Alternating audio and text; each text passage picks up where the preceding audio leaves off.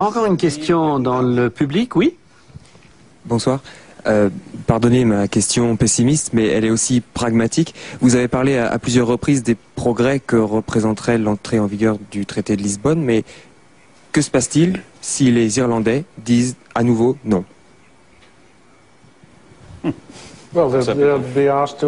Eh bien, on leur reposera la question une troisième fois, jusqu'à ce qu'ils disent oui. Non, mais c'est ça le problème.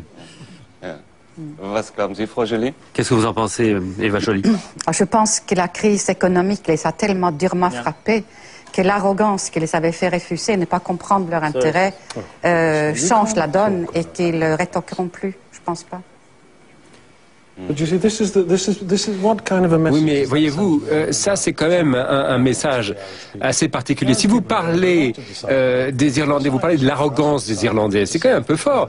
Les Irlandais, ils ont le droit de voter, on n'a pas à leur dire qu'ils sont arrogants ou pas, c'est leur choix quand même. Peut-être que c'est un mot de trop. Et alors il y a le problème qui est plus profond que ça.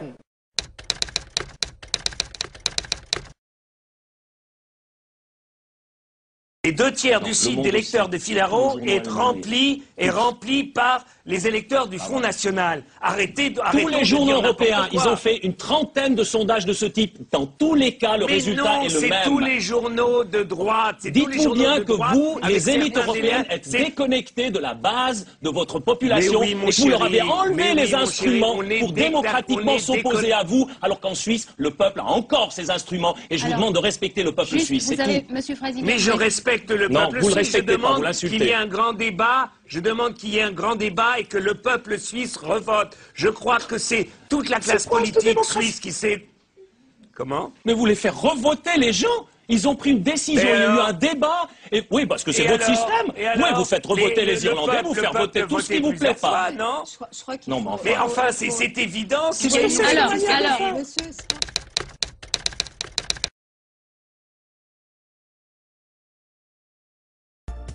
Faut-il laisser sortir la Grèce de l'euro si elle le souhaite? Absolument pas. Ce serait ruiner tous les investissements que l'on a placés dans ce pays. Je ne parle pas des investissements bancaires, ça c'est les risques du métier. Je parle de l'investissement politique.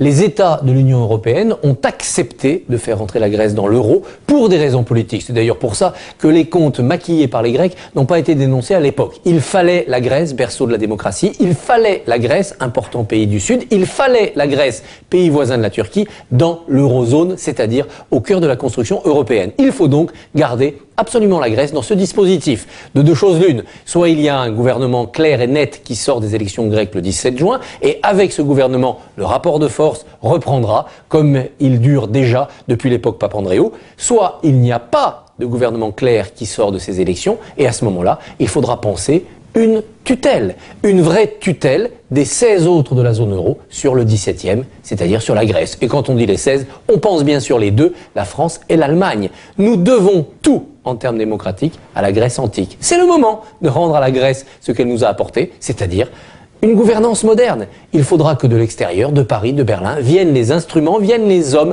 viennent les méthodes pour remettre la Grèce dans le bon sens. Et oui, cela veut dire réinventer un État, réinventer une fiscalité, tordre le bras à ceux qui ne jouent pas le jeu, que ce soit l'Église, les armateurs ou les gros contribuables. Il faudra remettre les Grecs devant leurs défis, se réinventer un esprit national, sauver le pays, mais dans le cadre d'une nouvelle nation qui s'appellera la nation européenne. Oui, il serait formidable finalement qu'on inventât la nation européenne en commençant par la case grecque, celle par qui tout a débuté il y a maintenant de longs et longs millénaires.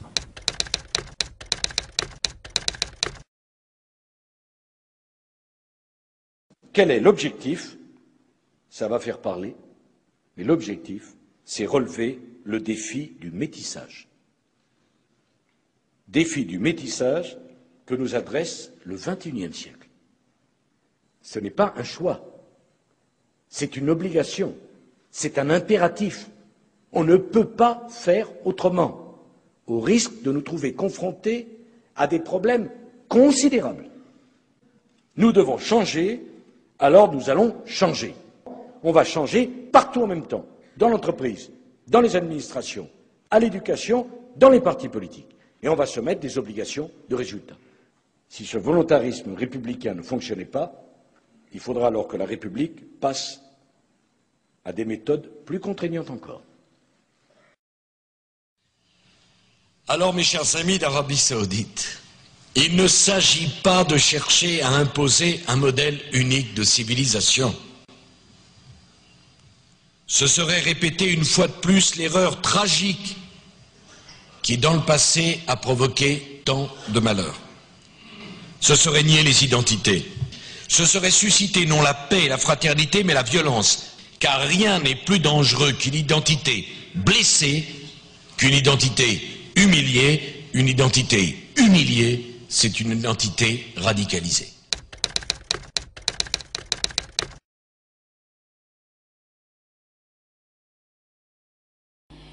Mais laissez pas passer. Et l'urgence, c'est qu'il va falloir finir par tomber d'accord pour dire les souverainetés nationales ont dépassé leur stade d'efficacité, elles entrent dans la période de la nuisance.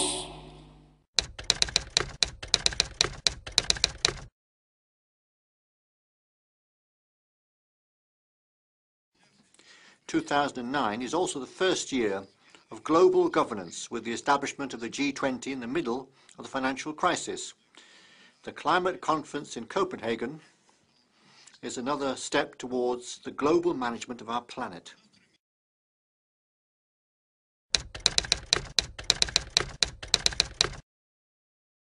Référendum en janvier, mais la Grèce et l'Europe ne peuvent pas attendre. Non mais c'est pas gênant de demander l'avis d'un peuple, je le redis, c'est un problème de principe. On ne pourra jamais dire que c'est gênant de demander l'avis d'un peuple, mais il y a un accord européen qui engage tous les Européens. Et c'est un accord pour sauver la Grèce, et c'est un accord à laquelle la Grèce est partie. Cet accord n'est pas imposé à la Grèce. Je crois qu'il met surtout la Grèce en péril.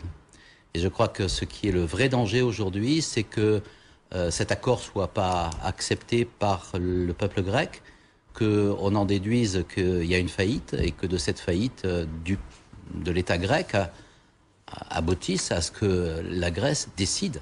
Mais alors c'est elle qui le déciderait de sortir de la zone euro. La seule chose que je peux vous dire, c'est que si la Grèce dit non au référendum, ça veut dire qu'elle a en tête de quitter la zone euro. Il n'y a pas 36 solutions. Et si elle quitte la zone euro, ça veut dire qu'elle revient à l'ancienne drachme, ça veut dire une explosion des taux d'intérêt, une faillite pour ce pays, sans pour autant qu'elle puisse dire « je ne payerai plus jamais les dettes que je dois aux banques ». Je ne payerai plus jamais les dettes que je dois aux banques.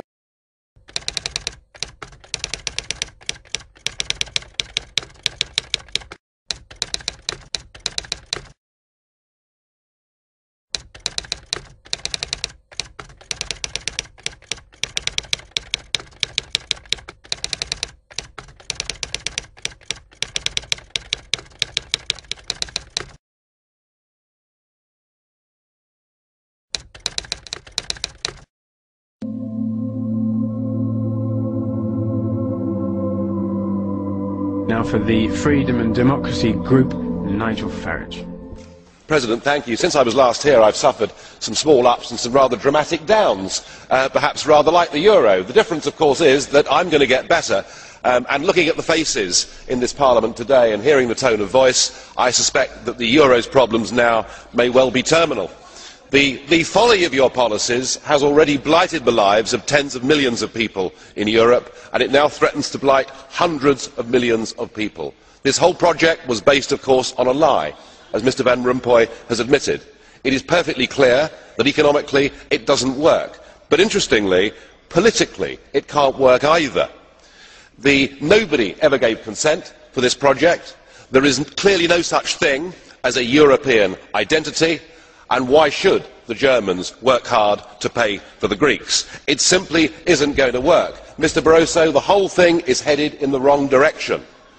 Greece, Spain, Portugal, they don't fit inside this economic and monetary union. And what they actually need is help.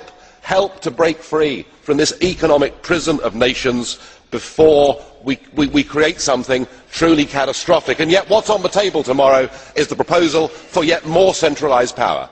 The very people that have put Europe in the mess that it's in want more power for themselves. They want to compound these errors. If you go on down this route, you threaten not just the economies of southern Europe, but you threaten democracy and peace itself. We're at a crossroads. We need to turn back. People need national control over their currencies and over their economies. This isn't working.